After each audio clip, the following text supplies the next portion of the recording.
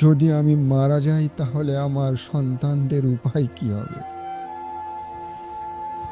তারা তো কোনোদিন জানবে না তাদের পিতার মৃত্যুর কারণ কি। হয়তো তারা এতিম হয়ে যাবে ঠিকই, কিন্তু এই 5 লক্ষ টাকা, এই 5 লক্ষ টাকা তাদের জীবনে অনেক অনেক কাজে লাগবে। আমার মতো একজন অসহায় পিতার পক্ষ হতে এই অর্থ নিশ্চয়ই তাদের উপকারে লাগবে। কিন্তু আমার মৃত্যু কি তারা মেনে নিতে পারবে?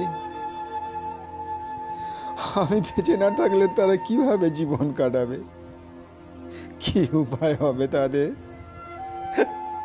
কি উপায় হবে?